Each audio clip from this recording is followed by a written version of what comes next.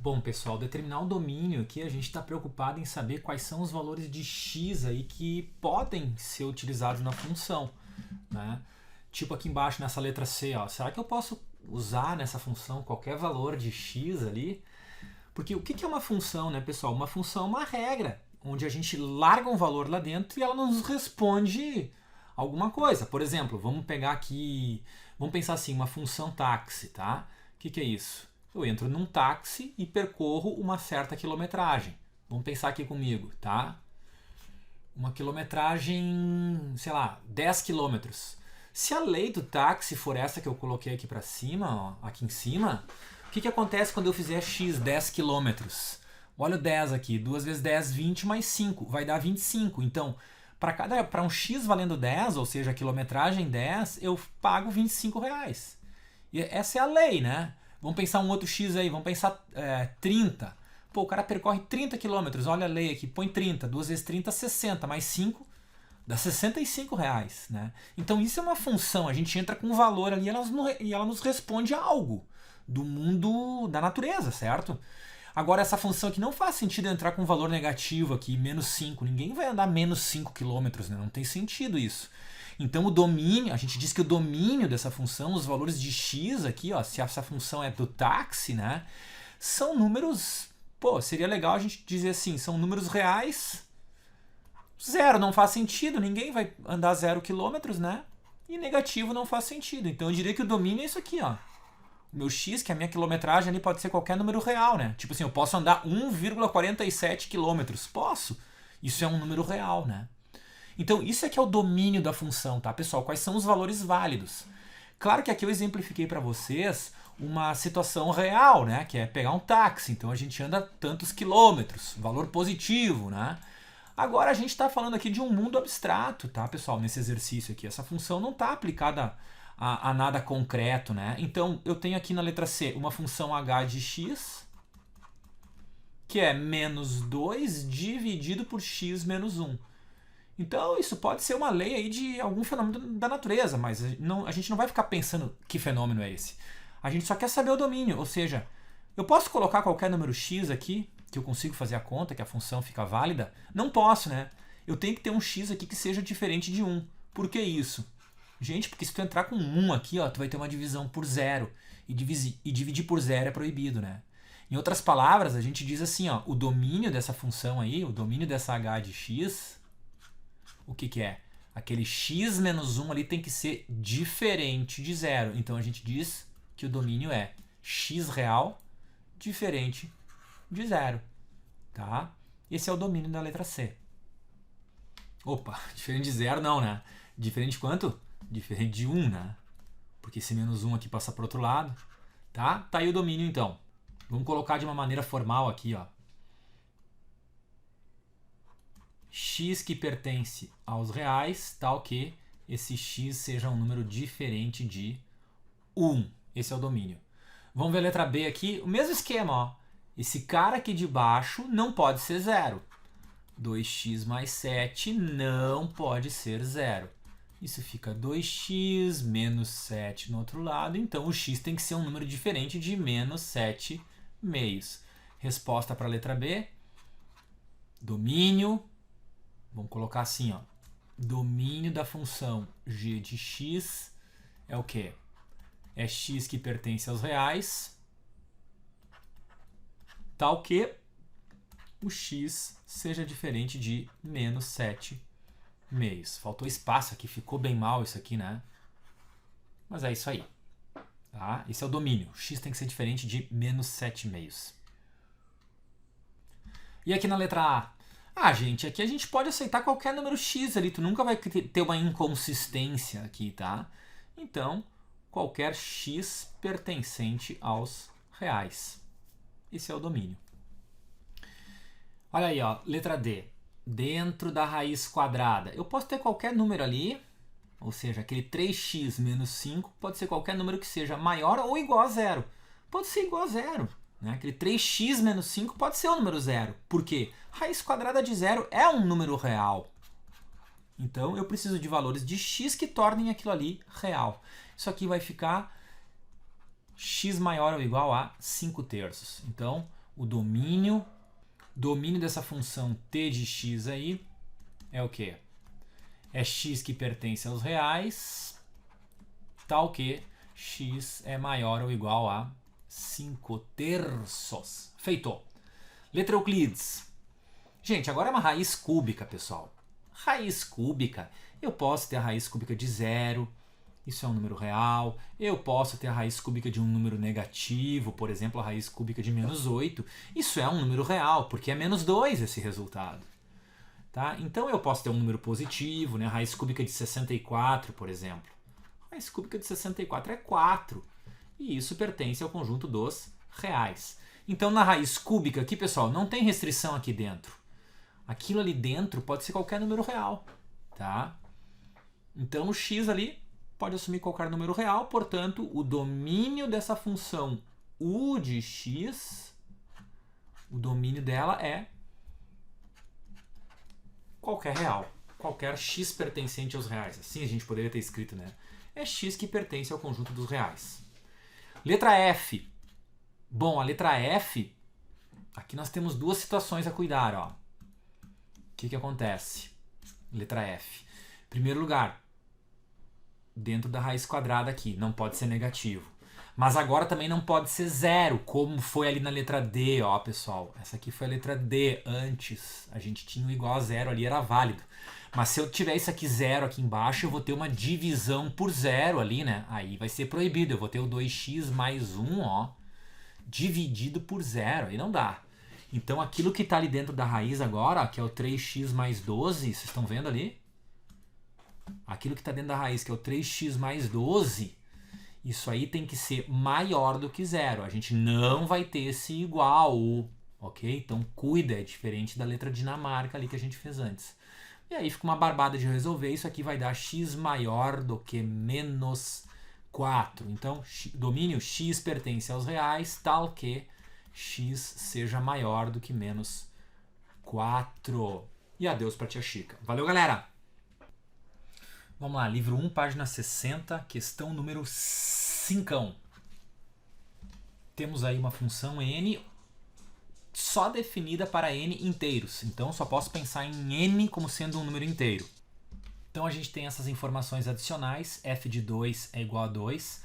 Ou seja, nesse item aqui eu estou dizendo que o n vale 2, né? Quando o n vale 2, o resultado do cálculo é 2. E aqui tem mais uma informação. F de P mais Q é igual a F de P vezes F de Q. Vamos ver o que fazer com aquilo ali, mas a grande pergunta é F de 0. Eu estou querendo que o n valha 0, né? Quanto é que vai dar essa conta?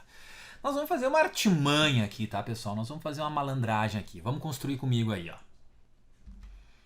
Eu vou inventar aqui um P igual a 2 e um Q igual a 0, tá? É uma função, pessoal, é uma abstração, está aberto a qualquer coisa, a quaisquer valores inteiros. Olha aqui a informação inicial, né? Então vamos fazer esse experimento, vamos ver o que acontece.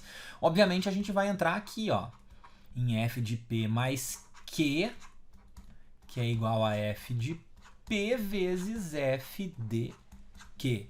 Então vamos chamar esses caras aí de 2 e 0 e fazer a conta e vamos ver o que acontece.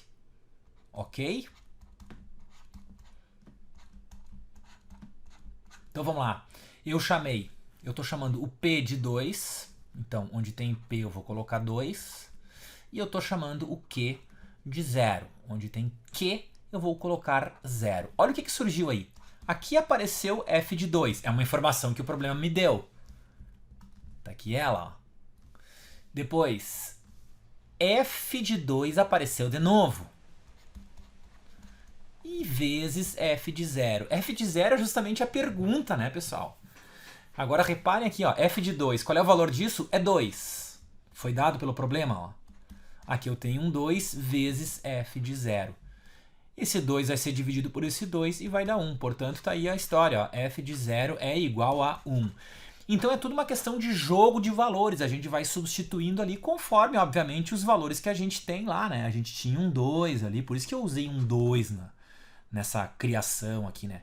A gente queria descobrir o F de 0, né? Daí a atribuição do valor 0. Então esse tipo de jogada aí a gente vai ter que fazer às vezes aí no mundo das funções, tá? Olha a próxima aí, a 9. Bah, vocês me desculpem que eu não botei o enunciado da anterior, né?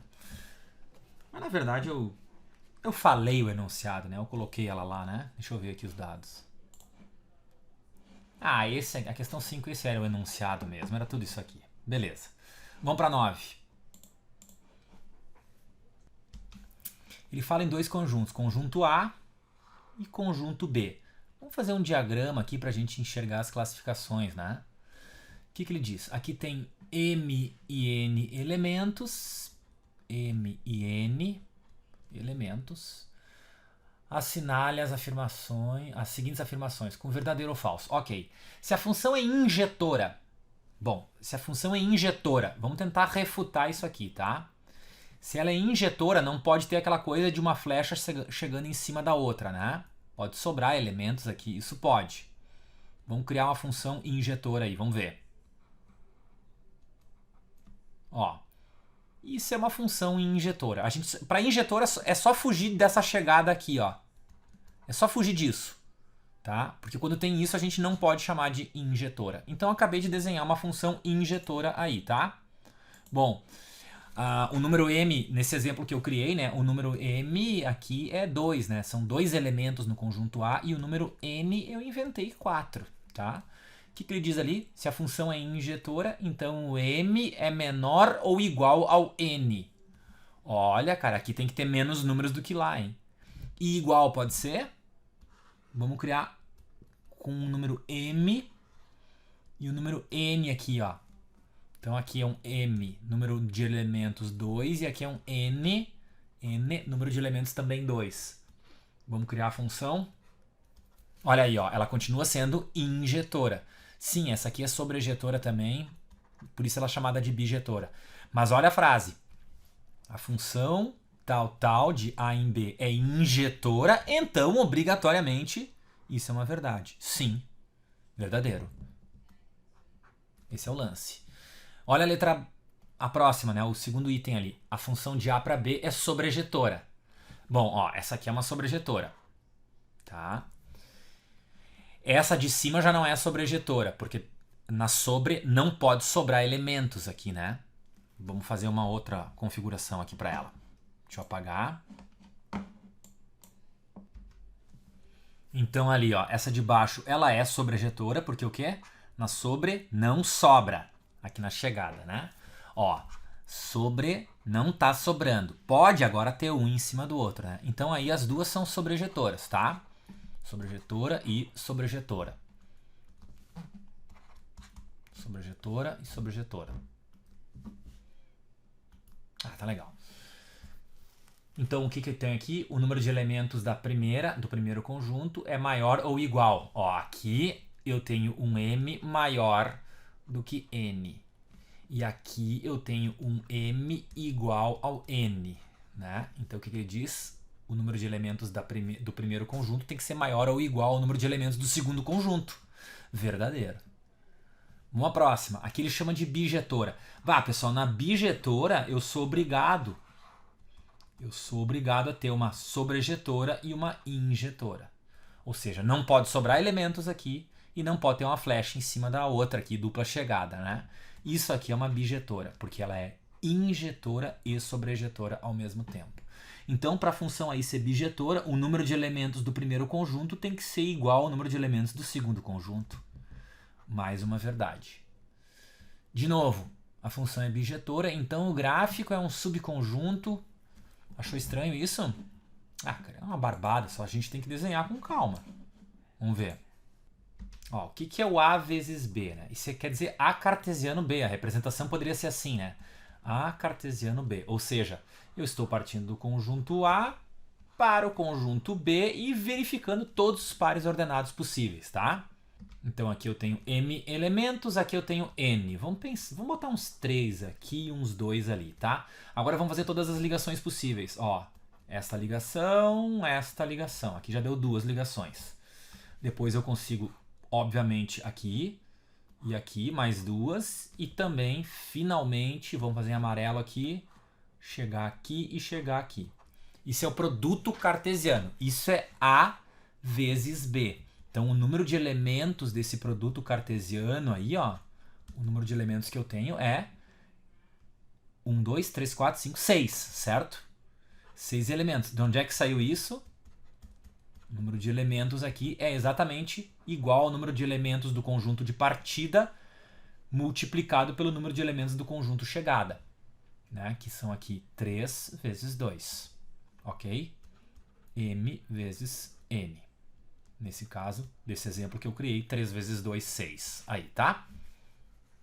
Tá, só que ele disse que a função é bijetora. Vamos ver aqui, então. Esse diagrama aqui não vai dar uma função bijetora, né? Então, vamos fazer aqui um diagrama para que tenhamos uma função bijetora. Olha só.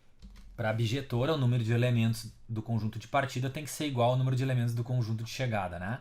Só que aqui eu estou fazendo o produto cartesiano, ó, então são todas as ligações possíveis. Aí, esse é o produto cartesiano, tá? Vamos dar nome aos bois, vamos chamar esse de elemento de A, esse B, esse C e esse D, ok? Então o que eu tenho no produto cartesiano aí? O conjunto de todos os pares ordenados possíveis ali, ó, que é o A conectado com o C, é o A conectado com o D, eu tenho o B conectado com o C e finalmente o B, conectado com o D, alright? Esse é o produto cartesiano de A para B, tá? O que ele afirma? A função de A em B é bijetora. Bom, então se a gente tivesse uma função bijetora aqui de A em B, a gente obrigatoriamente teria que ter essa história aqui, né?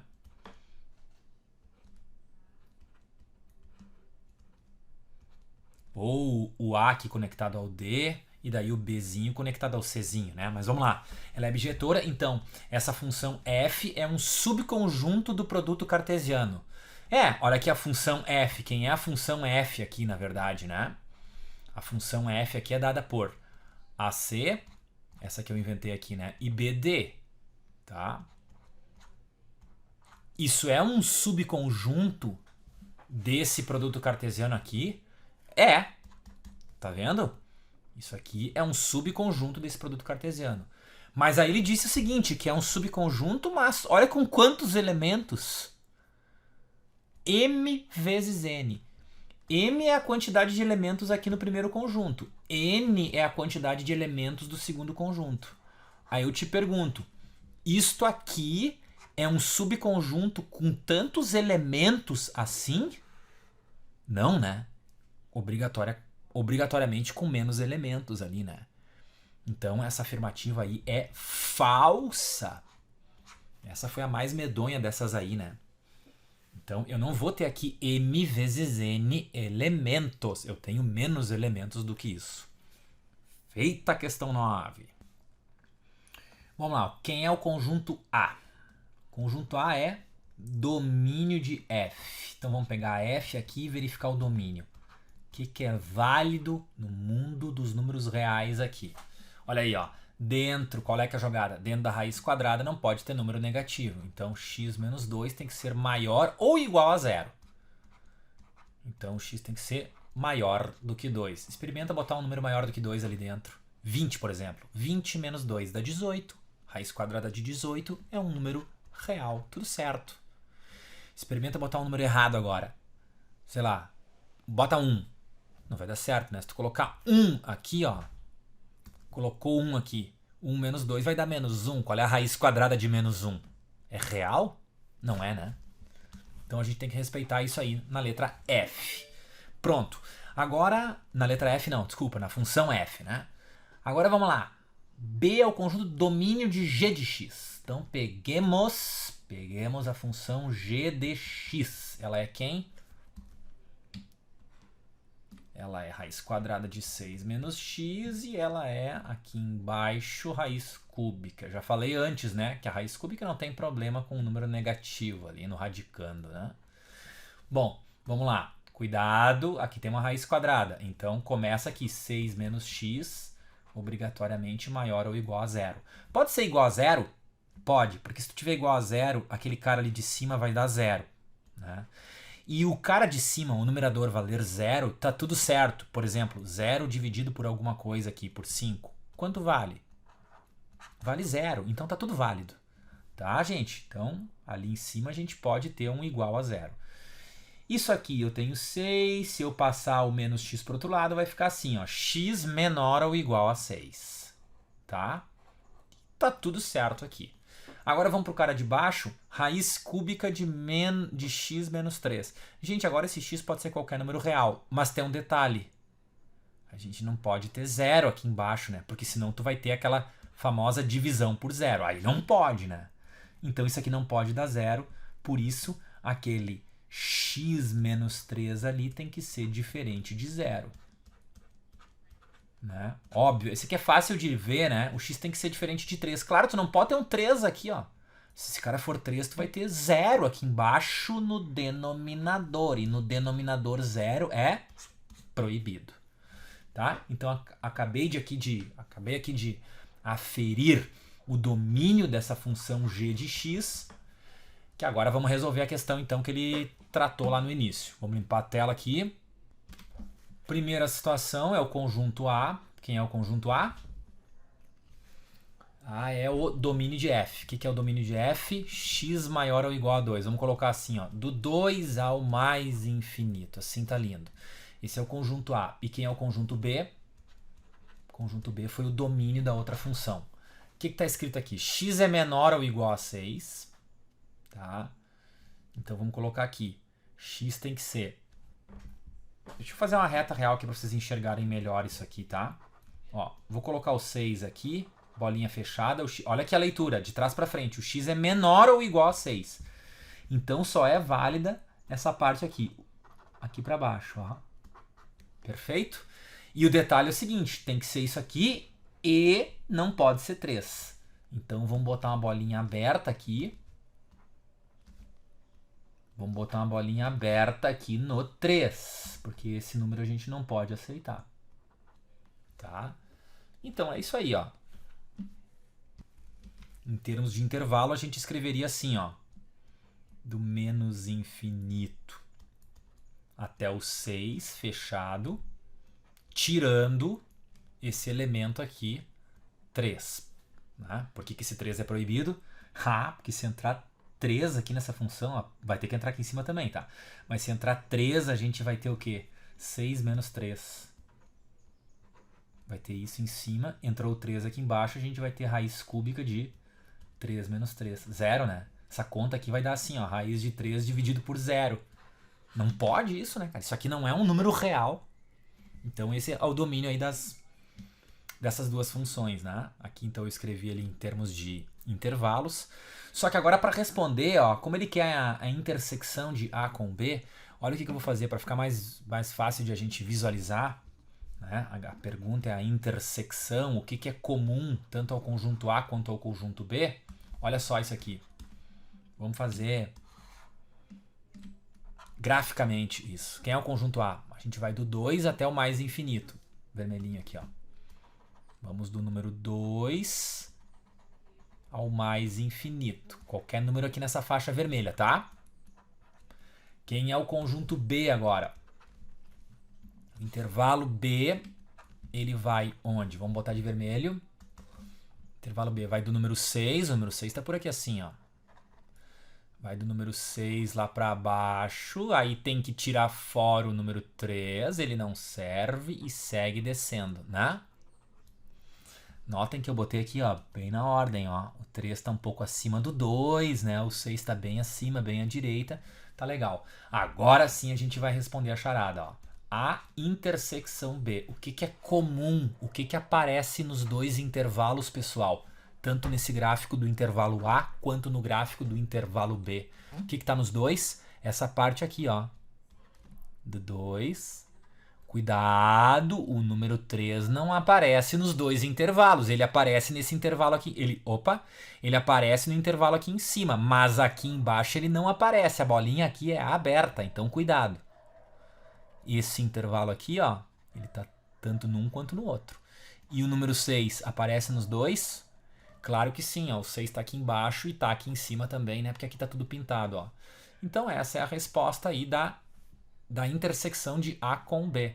Ou seja, a gente está indo do número 2 até o número 6, fechado nessas pontas, mas sem esse elemento aqui.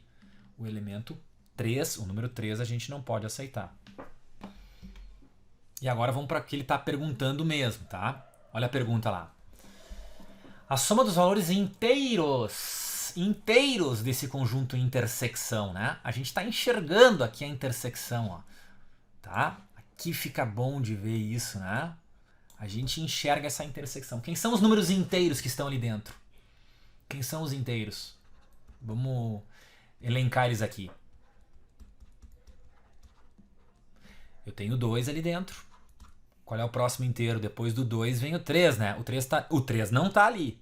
Depois do 3, o próximo inteiro é o 4. Depois do 4, eu tenho infinitos números ali, mas inteiro, aí vem o 5 e o próximo inteiro que está nessa faixa é o número 6. Galera, olha o que ele está perguntando. A soma dos valores inteiros. E aí, somou? 2 mais 4 mais 5 mais 6. Cara, isso dá 17 e é adeus pra tia Chica. E 17 é a letra Dinamarca. Olá, questão 12. Olha a regra aqui, hein? A função vai de inteiros para reais. A gente só aceita número inteiro na largada. Então, quando eu vejo essa lei aqui, ó, eu sei que aquele n ali é um número inteiro, ok? Porque isso aqui está me definindo, tá? Deixa eu escrever ela aqui então. Gente, se aquele n é inteiro, aquele n vai assumir, por exemplo, o valor menos 3, aquele n pode assumir o valor menos 2, ele pode assumir o valor menos 1, pode assumir 0, esse n pode assumir 1, ele pode assumir 2, etc. É ou não é? Claro! Bom, então, quanto é que vai ficar essa conta aí, gente? Pensa comigo aqui, no conjunto de partida eu só posso ter número inteiro, no conjunto de chegada eu tenho os números reais. Então vamos colocar os números inteiros aqui, ó. Menos 3, menos 2, menos 1, 0, 1 e 2. Não te esquece que isso vai para o infinito aqui também, né? E números reais, bom, aí eu posso pensar em qualquer número real aqui. Ou seja, aqui dentro desse conjunto de chegada tem infinitos números aí. Qualquer número que tu imaginar tá desenhado aqui dentro, ok? Bom, vamos lá. Qual será o resultado dessa conta aqui? Quando o n assumir o valor 2. Me digas, quanto é menos 1 elevado na potência 2? Menos 1 ao quadrado, não vai dar 1? Claro que vai dar 1. Vamos dizer que esse número aqui é o 1, ó. Beleza? Quando este n aqui assumir o valor 1. E aí, pessoal, quanto dá menos 1 elevado na 1 aqui? Isso vai dar menos 1, certo? Vamos dizer que o menos 1 esteja desenhado aqui. Vai! Pega um n aqui, pessoal. Pega um n valendo menos 1. Quanto dá menos 1 elevado ao n menos 1? Pessoal, esse expoente menos 1 só pede para inverter essa base. E quando a gente inverte o número, não é trocar sinal, né? É inverter a fração. Isso vai dar menos 1. Conexão. Aqui está ela. Pega o menos 2. Vamos pensar num n valendo menos 2. Olha a conta. Vamos pensar no n valendo menos 2. Gente, o menos inverte essa base. E inverter esse número vai ficar assim. Acabei de usar o menos aqui. Agora vamos usar o 2. Quando eu elevar isso aqui na 2, quanto é que vai dar? Isso aqui elevado ao quadrado vai dar 1. Então esse cara aqui, esse menos 2, está conectado ao resultado 1. Certo? Bom, vocês já estão vendo que isso aqui jamais vai ser chamado de injetora. Injetora está fora. Por que está fora? Tem dupla chegada aqui, eu já estou vendo, né? Injetora está fora. E sobrejetora, será que vai? Não vai ser chamado de sobrejetora, né, pessoal? Porque esses outros números infinitos aqui ficam sobrando aqui. Eu nunca vou ter resultado, eu nunca vou ter conexão neles. Essa conta aqui, menos 1 elevado a um expoente inteiro, aqui, ó, n, jamais vai dar, por exemplo, 10, né? Que é um número que está aqui sobrando. Pi, menos pi, esses números estão sobrando aqui. E na sobrejetora não sobram elementos, né? Então não pode chamar ela de sobrejetora. Bom, bijetora então nem se fala, né? E depois, o que está dizendo ali, ó? E para essas duas últimas, olha só, pessoal. F de n é igual a esse menos 1 na n, tá? Aquele f de n mais 1, o que quer dizer isso? F de n mais 1. Então eu tenho que entrar aqui no n, ó, e colar um mais 1 nele, tá? Então a gente entra nesse n aqui e cola o mais 1, tá? Bom, então o que ele está dizendo? Ele está dizendo que f de n mais f de n mais 1 vai sempre ser igual a 0. Bom, vamos verificar. Vamos verificar se isso aqui é uma verdade? Olha só.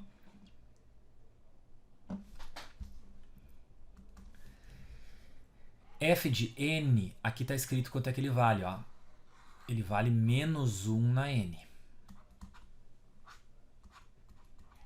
Mais f de n mais 1, aqui está dito o resultado quanto é que é, ó. Significa menos 1 elevado à potência n mais 1. Ele está dizendo que isso sempre vale 0. Será que é verdade? Gente, não te esquece que esse n, o problema falou, esse n é um número inteiro. Então vamos pensar num inteiro aí. Se eu coloquei, por exemplo, um n igual a 1. Vou pensar n igual a 0, né? É um número inteiro bem fácil de fazer. Quanto é que é menos 1 na 0? Vai dar 1, né? Sempre que levar na 0 dá 1. Mais, botou 0 aqui, deu 1. Quanto é que é menos 1 elevado na 1? É menos 1, né? E aí, o resultado deu 0? Deu, né? Claro que deu. Agora vamos pensar num outro valor aí. Aqui a gente pensou no 0. Vamos pensar num outro número aí. E esse mesmo que está pensando aí? 3. Pensou no 3, não foi? Ha, claro que sim. Como é que eu sei? Cara, eu sei, eu sinto o clima. Então vamos pensar no n valendo 3. Bota 3 aqui, bota 3 aqui. Faz a conta aí de cabeça. Menos 1 na 3. Vai dar menos 1. Mais. Menos 1 na 3 mais 1. Menos 1 na 4. Menos 1 na 4 vai dar 1. Tá vendo que dá sempre 0? Pessoal, sempre vai dar 0. Então isso aqui é uma verdade.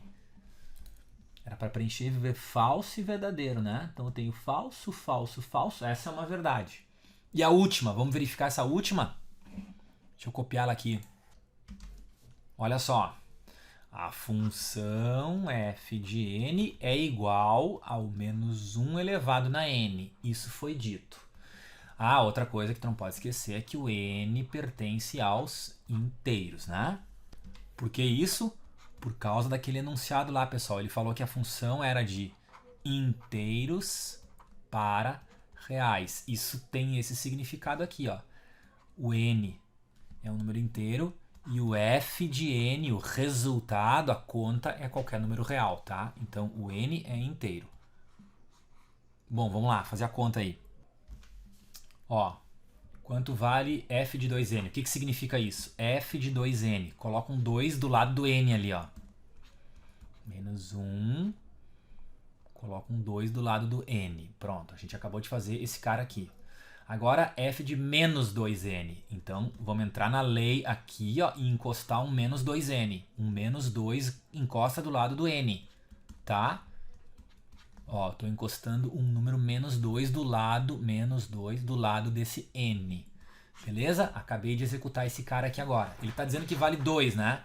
Vamos escrever isso aí por extenso aqui, então. Ele disse que o f de 2n mais o f de menos 2n vale 2. Ora, f de 2n é isso aqui, ó. É menos 1 na 2n. Mais f de menos 2n. Tá aqui, ó. É menos 1 elevado na menos 2n. Ele está dizendo que isso vale 2. Vamos verificar? Acabou meu caderno aqui. Isso aqui eu vou resolver de uma maneira mais técnica, tá? A outra também poderia ter sido feita uma técnica tipo essa, tá? Eu deixo para vocês. Mas vamos lá. Maneira mais técnica.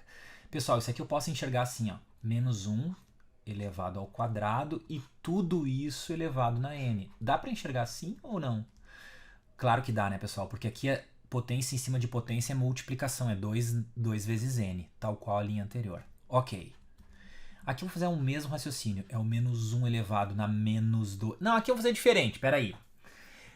Primeiro esse menos aqui, ó. Olha aqui esse menos. O que esse menos faz? Ele inverte a base. Mas inverter o número menos 1 é girar a fração. A fração vai ficar menos 1 sobre 1. Então vai continuar menos 1. Não vai mudar nada esse sinal negativo aqui. A inversão da base continua sendo o número menos 1. E aí isso aqui ficou na 2n. Tudo isso igual a 2. E aí eu tenho, na verdade, um cara igual ao da frente ali, né? Igual ao primeiro. Mas vamos ajeitar isso aqui. Menos 1 ao quadrado. Isso vai dar 1. 1 elevado na n. Esse cara acaba dando a mesma coisa, né? Porque isso aqui é exatamente igual a isso aqui, ó. Eles são iguais. Então isso aqui também vai ficar 1 na n. E aí, o que tu me diz? Não é verdade que tem dois caras iguais aqui? Não é verdade que isso aqui, ó, tipo assim, x mais x, não são 2x? São, né? São dois caras. São dois caras. Só que o cara aqui é 1 na n, né? Então são dois desses caras. Olha aí. 1 na n mais 1 na n. São 2, 1 na n. Aqui 2 dividido por 2, ó. 1 na n ficou igual a 1. E aí eu te pergunto, quanto é que vale esse n aqui? Gente, esse n vale qualquer número, né? Esse n pode ser qualquer número. O 1 elevado a qualquer potência real aqui sempre vai dar 1, né? Ou não? Claro que sim, né?